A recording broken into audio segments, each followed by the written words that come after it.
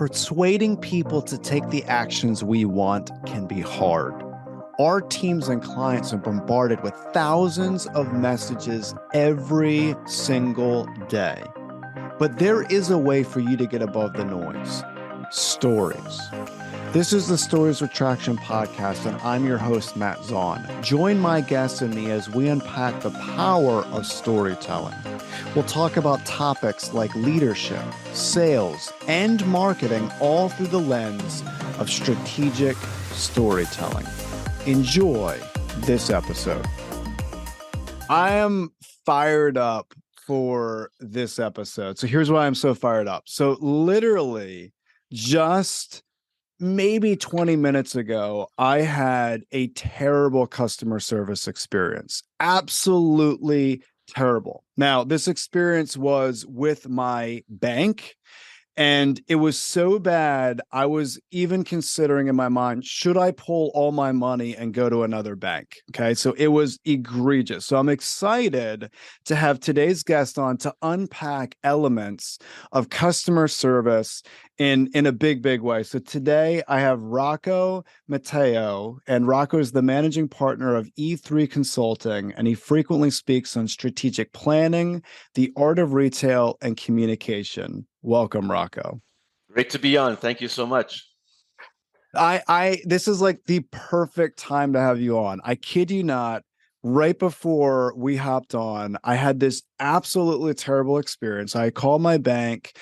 So basically what happened was I received a letter in the mail that I had some questions on. So I called my bank, and in my mind, this was such a basic thing to be answered. I got bounced around to 3 different people. No one could answer my question. And I literally thought I was being pranked. Like I was like, there's no way that this customer service can be this bad. I like to consider myself a pretty gracious person, and I didn't want anything. I wanted to get off the call very quickly, and I'm seeing this more and more. Like this is the perfect example to lead into this conversation, because I'm seeing this more and more. So I'm seeing this whole transformation where companies are so focused on their online presence that they are really pulling back on training with their people. They are. Whether it's in person or over the phone or virtual. And I guess people are getting kind of spoofed now, where they're looking at AI thinking, here's where it's all going to go.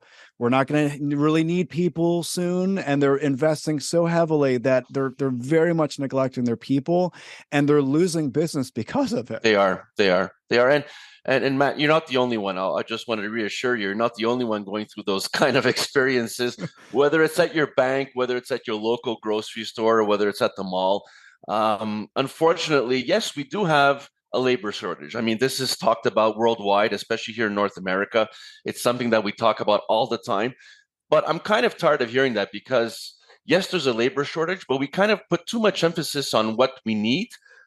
We put a lot of emphasis on chasing the next trend, like you were talking about AI. We're talking about the next e-commerce trend, which, if you can argue, it's the right thing to do. But at the same time, to your point about the training development, we kind of neglected the people that exist in the company today. So that person that you were getting bounced around with, and you're bounced around from one person to the other, I can guarantee you that person has not received any training in the last months, or any recognition, or any kind of follow-up from their manager to kind of say, this is where we're going. So the coronavirus, or the COVID epidemic, has caused organizations to shift more to a technological type environment, and kind of sacrificed other investments because they needed to put their money there, and with reason. I mean, everybody was shifting to the e-commerce, everybody was shifting to the ATM, everybody was shifting to doing their business online. But then they forgot about the people, and now we're paying the price. And so, to your point, you experienced exactly what's going on today in our economy, especially, if I may, on the retail front, because I consider calling a bank a retail type approach. We're suffering a lot. So it's unfortunate. Yeah, and it's happening. And I really appreciate you mentioning the chasing the next trend. Obviously, businesses want to make sure they're positioned for the future 100%. But I do see it's almost like there's so much emphasis on positioning for the future that they're sacrificing now, and they're losing business. Think about so much business that goes elsewhere, and then people are building loyalty somewhere else. So it could be a major loss in business.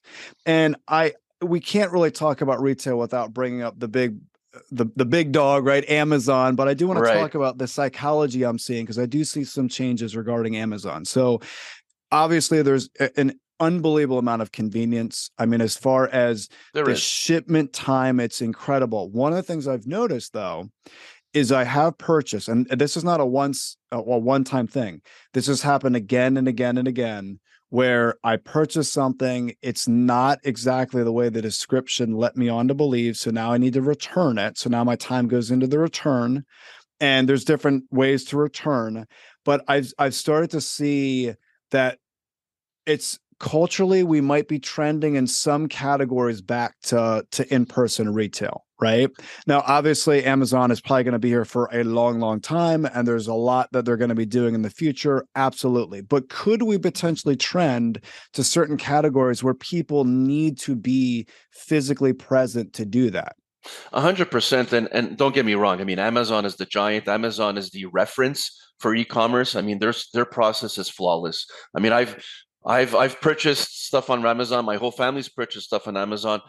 But to your point about the return process, I mean, don't get me wrong, you're still putting a lot of energy to return a product. So yeah, you're not consuming any gas. You're not, you don't have to get in your car and drive to the location, but you are putting time into this. So I think people have to shift back to brick and mortar for the simple reason that certain products, certain categories, and I think about, furniture, I think about, in the bedroom type environment, products that need to be, you want to touch and feel it, and you want to see how you can fashion it or how you can match it.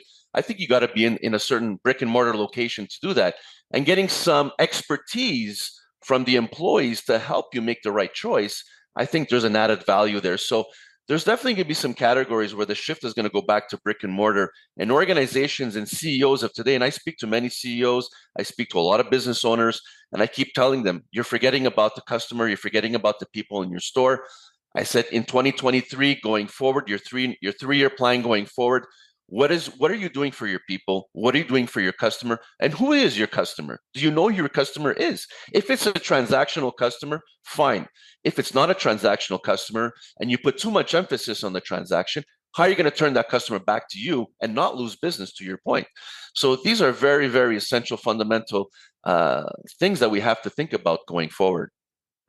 Yeah, so let's talk about more of the cultural shift, because I see this happening more and more, and I'm sure that the area that I live in, I'm sure there's other areas that have gone through this, right? So the area I live in, the main economy was a paper mill. Okay, so many decades ago, you had tons of people getting a really good livable wage working at a paper mill. That went belly up a long time ago, and the town went through a lot of tough times. Where I was actually raised about an hour and a half north from where I live now, and it was a steel mill, so manufacturing sector. And at one point, there were tens of thousands of people, literally tens of thousands of people that worked at this steel company. A lot of people in my family worked there. So right out of high school, they could go work at this steel mill and get a really good salary, and they can go back to school, company pays, and they could literally work there for the rest of their life, right? So that was fueling the economic engine. Where I am now, I've seen this unbelievable transition where a lot of microbreweries are popping up. A lot of restaurants, like really good restaurants, are popping up, and now more of a boutique shop feel. So it's this very walkable locations where you have the restaurant, you have the brewery, and you have these boutique retail outlets, candles, clothing, bed. You had mentioned beds, right? But the Right. experience is really cool. When my wife and I go out on a date night, we're willing to pay significantly more than going on Amazon because of the experience. Do you see culturally this happening Yeah. more and more across the country? So to answer your question, Matt, on terms of a more boutique style, it's funny you asked me that question. Not maybe a month ago, I visited one of the top malls here in Canada, and I walked the mall.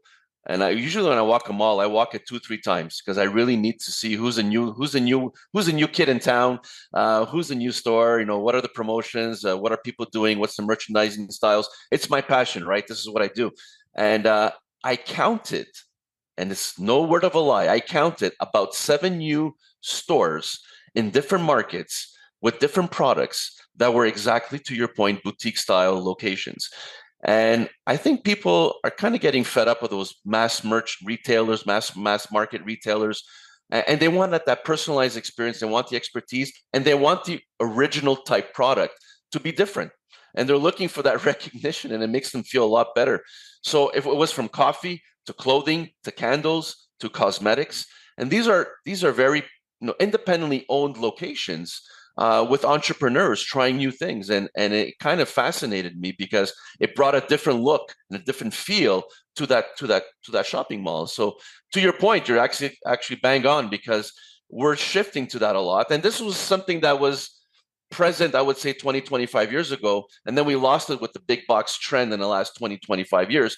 But as you know, the market is a circle, the world is a circle. We keep going round and round, and things come back in style. And I think that's where we're trending back to. Not sure it's going to take a big piece of the market because, the big box stores will always take the high volume, but I think they have their place. They do have their place. Yeah, it's going to be fascinating to see the next decade or maybe two where things go culturally. And I love studying trends and how we transition as a culture. It's just fascinating to me. Now, one of the things I want to ask you that I'm really fascinated by. Now, I can't remember the name of the book because it's been over 20 years since I read it, but it was a book on retail. I was just fascinated by it. And basically, the premise was studying customers' behaviors when they are in a store. It was fascinating to me. So basically, this author, Must be was it Paco Underhill? Why we no, it No, it wasn't that. wasn't him. Again, this had probably been about 20 years since I read this book, so I'd love to find it. But essentially, this author studied how when a customer walks in a store, do they turn left or do they turn right first? And then how many steps do they take before they start to look around? And then what are the shelves that they normally go to first? And how do you build the psychology of the shelves they go to first Right. when they're loading their cart up to get them to purchase other items once they get to the middle of the store? And it Yeah. was like everything was strategically planned and placed, and it was fascinating to A me. 100%. And it's a great point, Matt. And I always call it the first 30 seconds. So when you walk into a retail location, what do you feel in the first 30 seconds? So do you feel price? Do you feel product? Do you feel merchandising impact? Do you feel a customer service?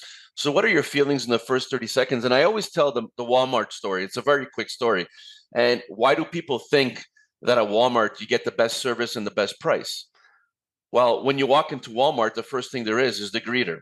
And they have a greeter systematically there from Monday to Sunday, from morning to night, that greets you and says, "Welcome to Walmart," and gives you your shopping cart.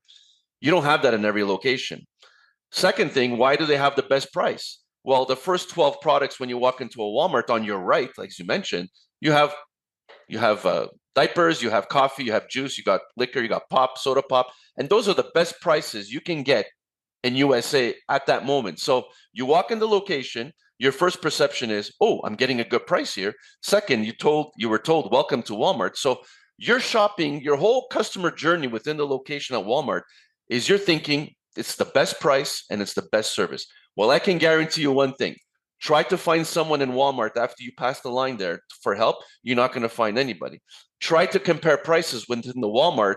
Apart from those prices, I can guarantee you some of them are just, some other competitors are more competitive, but they give you a perception that the price was there. So when I worked for 10 years in the cosmetics industry, so I was director of sales and operations.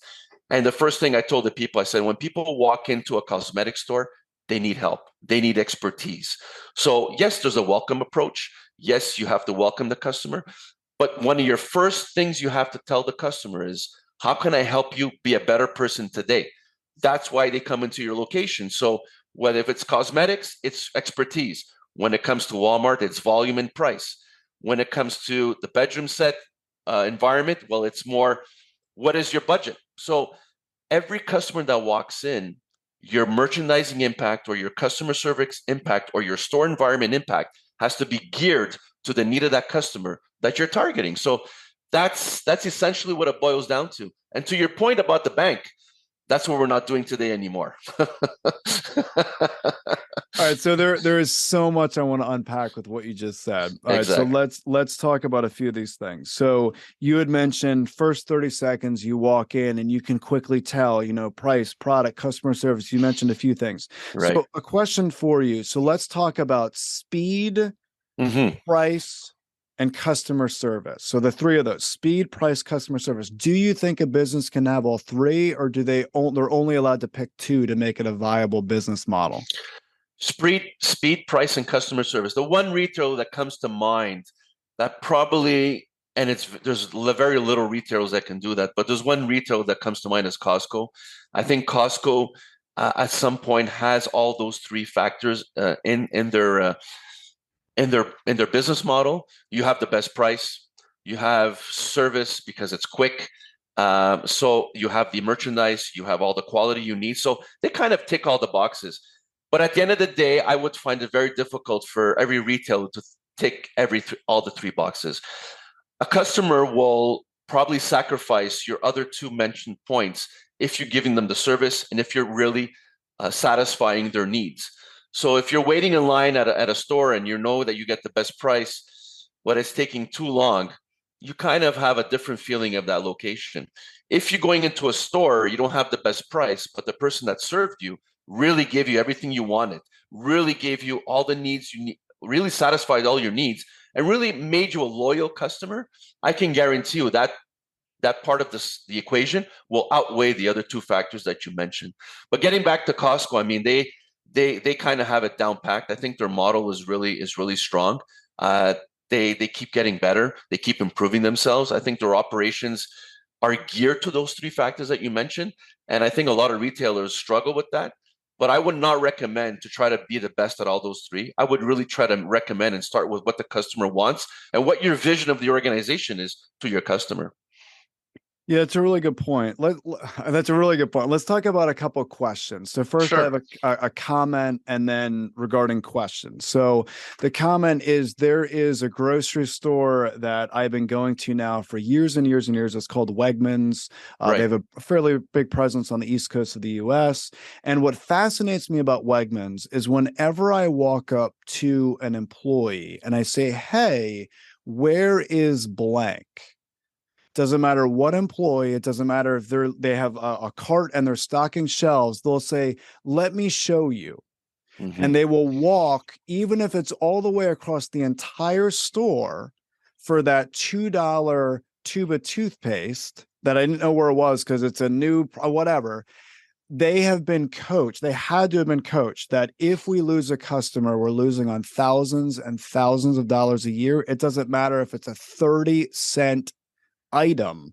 You take time to do that. They have been highly coached. I mean, my hat's off to Wegmans. They do a phenomenal job. But Right. I bring that up because think about just a few moments of taking the time to do that, to create that wow experience that's lacking in other arenas.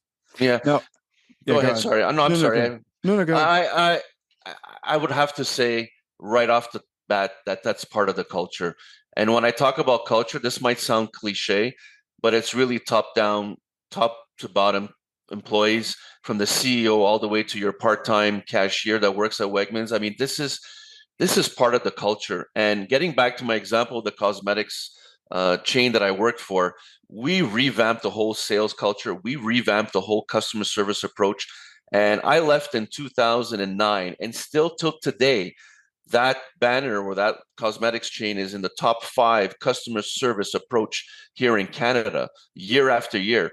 And so it's part of every presentation. It's part of every speech of the CEO. It's part of every project. The customer is at the heart of their decisions. And every training and development that is done to those employees, they talk about the customer. And to your point, they talk about the impact of losing that customer. So I can name you, I'm not going to name you any other grocery chains. It's not part of their culture. And so if Wegmans does that is because it's something that's really encrusted from day one into the integration of the employee. When they get An employee that works 15 hours a week will get the same training for an employee that works 40 hours a week. So every employee is important, and it's part of their integration package to understand what Wegmans represents and what the customer represents for them. But it has to be a discipline. It has to be reinforced, not day by day, hour by hour. It's something that managers have to be top of mind. And when they have their sales huddle in the morning, when they have their workshops, as you mentioned before, this is something that has to be repeated all the time. It's repetition will be the only way to really get these people to master the customer service. Yeah. Sure. I appreciate you mentioning repetition. It's not once and done. It needs to become part of that culture, like you're saying. I love that. But that's me asking a question to the employee, right? Hey, where is this product? What about questions that team members ask customers? And here's where I see a lot of locations getting this wrong in a big way. It's almost funny to me in a not so funny way. Here's what I mean. I always find it amusing when I'm in line at a store. So imagine retail location, I'm in line, there's a line of people behind me. And I get there and we're halfway through the checkout, and the person asks me, "Did you find everything that you were looking for today?" And in my mind, I'm thinking, am I going to say, "No, I didn't. Can you actually stop the entire line? All these people, can you stop bringing me up? And can you help me find what I had difficulty finding?" It's not going to happen, right? So normally I'll say yes, or I don't know, whatever the pleasantry is going to be, but it was a good experience or whatever. But why is that the question being asked? And this is asked in a lot of retail locations, by the way. And also there's other questions where someone will come up to you and they'll say, "Hey, can I help you?" And this normally happens when I'm on a date night with my wife. We just had dinner. Now we're going to one of the like a boutique location. We're kind of browsing, so to speak. More than likely, we're going to buy something, but we're just looking. They'll ask, "Can we help you?" "No, we're okay. We're just looking right now." And then 30 seconds later, "Can I help you?" And then 4 minutes later, "Can I help you?" And you're like, should we leave or should we stay here and browse and potentially open our wallet? So what are your thoughts on questions? Well, I mean, that's the old-fashioned way of approaching the customers. That the classical question of "Can I help you?" Getting back to your example of the when you're ringing up your transaction, have you found everything you need? A lot of times you'll say yes, but I can guarantee you, by just the simple fact that she asked you that question, you feel good, right? Because she's giving you a special attention, right? And for sure, you're not going to say, "No, I forgot my bananas," or "I forgot the milk. Can you get somebody to run over and get them for me?" You're not going to say that, right? Because as you said, you got people huffing and puffing behind you because it's taking time to get through. But just a simple fact that she told you that, I think it makes you feel good, and I think it gives you a full customer experience. But for the "Can I help you?" I continuously preach, Matt, that "Can I help you?" is kind of the cliche, old fashioned. I think you need other phrases, icebreakers. And I call them the icebreakers. "Did you see what happened outside the weather? There's a snowstorm coming up. Did you hear about that? Oh, did you see the Dallas Cowboys lost their game last night?" Like type of icebreakers for the customer to make them feel even more at ease with you. When you say "Can I help you?" it's kind of, and I don't want to use the word, but it's kind of harassing you, right? It's kind of saying, "Well, okay, I know I don't need help." I can guarantee you 7 out of 10 customers do need the help. They just don't want you. They don't want to talk to you. But if you ice break the conversation, if you become more real, more realistic, more humble, and you become much more credible to the customers. So I was getting back to the conversation of when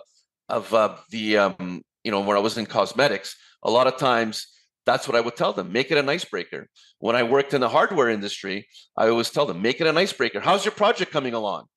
And "No, I have so many problems." Well, I just opened up sales opportunities, endless sales opportunities, to the guy who's repairing his bathroom, to the guy who's renovating his kitchen. Endless opportunities. So I think the key word there is icebreaker, Matt, and I can guarantee you that is one of the major sentences or ways of doing it that will convert your sales in a very significant way. I love that. The icebreaker. That is really, really important. And I don't want people listening to miss this. No, you shouldn't. It's huge, because it's huge. One of the things that I've learned now, this is happening more and more and more, that I really want people to recognize this. So And maybe this is due to COVID with a lot of people working virtually. So maybe their communication skills have radically plummeted, which is it's happening, right? It is It is. happening. But It I is. feel more and more people need permission to ask. And Hmm. what I mean by that is I've noticed, especially in the last 3 years, when I'm doing a session, so whether I'm doing a workshop or like a very intensive training with companies, in the past, I would naturally say, does anyone have any questions? Right. And I've noticed that more and more people need permission before they even ask questions. So simply pointing to someone in the room and saying, Susan, can you start to see how these concepts could be applied to your day to day? And Hmm. then Susan starts talking. It gives permission to other people in the room that they can speak as well. It's just kind of something that I've learned. So when I'm hearing you regarding this icebreaker piece, going up to someone and saying, how's your project coming along? Or what project are you currently working on? And giving them space to talk. If they need help, they're going to be, oh, and could you help me find X, Y, and Z? Correct. And you said, what a great sales opportunity because you're learning more about their life. I mean, it's amazing how just talking about sports or talking about something that's happening in the community, how it can open up so many other opportunities to supply more value to them, even more sales. And we're missing those opportunities. So thank you for saying that. No problem. And then I think the COVID has not helped. I think the world is upside down, and I think there's a perfect opportunity now for a lot of organizations. And I talk for retail because that's my passion. People are my passion. And I say that because a lot of organizations are searching for themselves, right? And if they would touch the person right now, if they would touch the people, if they take care of the people, I think they have to empower the people. I think people have lost a lot of confidence in the last 2, 3 years. I think, being away, being virtual, having no contact with their coworkers, no contact with the culture of the organization. I think there's a 180 to do right now. And I think it's urgent. Organizations have to work on this very urgently because, as you said, people need permission. People have lost confidence, and to customers and to the employees in the store. So, this is one area that I put a lot of emphasis when I'm doing a strategic planning is that I ask the CEO, okay, we talked about your vision. You want to double your sales in the next 3 years. That's fine. I think a lot of people do, and a lot of people would love to do that. Second thing I talk about right after that first question is, how about your people? How are your people doing? How are your people envisioning the strategy? How are your people engaged in this vision? How are your people going to embrace it? And most importantly, how are your people going to execute the strategy? And unfortunately, there's a lot of statistics out there, but more often than not, a strategy will not go to fruition, will not be fully executed. And that's where we lose a lot of momentum. That's where we lose a lot of credibility. And that's where we lose employees who are not implicated and lose that permission to speak up, to your point. And it's very important. I think engagement, I think embracing the vision, those are two things that have to be looked at in much detail. And a lot of organizations today have a window of opportunity right now to really kind of distinguish themselves from the competitor. And I hopefully this is something I can help some organizations with for sure. Sure. And what's amazing to me is like the bar is so low It in is. some It is. instances. Like if leaders would just grab a hold of what you're saying and Great point. Yep. The bar is low. creating that culture. Think of the like I shared some like bad customer service experiences today, but there are experiences that I've had that are so good that Hmm. I go out of my way to go to different places knowing I'm going to feel great, I'm going to have an awesome interaction with the staff. There are places I'll go in and my wife and I will try to figure out what else can we buy here. We love the experience so much. Exactly. Like isn't that a Exactly. great place to be in? Exactly. And customer experience is a huge thing you're going to talk about. I mean, we can talk till tomorrow about this, but again, I'm repeating myself, but a lot of retailers have gone to the e-commerce, but customer experience is the full cycle, right? So you might buy online, you might go to the location, you might speak to somebody on the phone, you might speak to somebody in person. So don't just think of customer experience as your e-commerce platform. Think of customer experience for your entire organization. And that's where we fail to evaluate the person in the store. We fail to evaluate the person responding to your call at the bank. So we just evaluate, is my website performing? Is my website on the top of the list? Is my website error free? Is my website okay? But I do get that. I get it. I get it. But stop for a minute. Look at the entire cycle. Look at the entire picture. Look at the entire organization and look at the entire team that's involved in every step of that customer process or that customer journey. And that's where we fail, Matt. And that's where the opportunities are endless. And that's where you say that the bar is low. The bar is very low. And I wish I can speak to a lot of CEOs and tell them a lot of things they can do. And maybe we can leverage that platform, man. For sure. Yeah, Well, they could so definitely the take opportunities advantage are of, endless. The for opportunities are sure. endless. Yeah. Yeah, no, thank you so much. And I very much appreciate your time today. I feel like we touched a lot of different things, but there are three things that really stood out to me the most based on our conversation that I'm going to take away from this. Is I really appreciate you mentioning a lot of businesses out there, they're chasing the next trend Yes. at the Yes. expense of their people and their business now, which could be Exactly. really dangerous. I also appreciate you mentioning the first 30 seconds are paramount. It's almost like us talking about first impressions are really important. Well, the first Correct. impression of someone walks in, you mentioned price, product, customer service. What do they feel in the first 30 seconds? I love that. And then the third and final takeaway is I really appreciate you talking about positioning it as an icebreaker, not Yes. just saying, can I help you? What does that even mean? Help with what? So how do you position as an icebreaker? Sales could potentially skyrocket based on the questions we're asking our customers. So thank you so much for that. I very much appreciate It was a pleasure. It was a conversation. pleasure, Matt. It was very interesting. Yeah, so thanks. If anyone wants to get more information on you, what you do, where's the best place they can go to check that out? Well, obviously, there's the LinkedIn profile. So Rocco Matteo on LinkedIn for sure. I have my website, www.e3-consulting.ca. So my email address is there. My phone number is there. So like I said, I do some speaking events. I can coach the sales district teams. Retail is my passion. People are my passion. And as you can tell, I want organizations to succeed. That's where I find my personal satisfaction. And I've been in this industry for so long that I see a lot of low-hanging fruits. I see the bar set low, like you mentioned, and I think we can raise the bar in a lot of organizations. So it'd be my pleasure to help them out. I love it. All right. So to make it extremely convenient, I will include that in the show notes. People could just click and go right to these links. But again, thank you so much for your time today. I very much appreciate it. It was my pleasure, Matt. My pleasure. Thank you so much. Thank you for listening to the Stories with Traction podcast. Please leave a review, since positive reviews will make it easier for others to find this conversation. Next episode will launch on Friday at 8 a.m. Eastern. Until then, remember, if you want to persuade with power and inspire those around you to action, you must share more stories.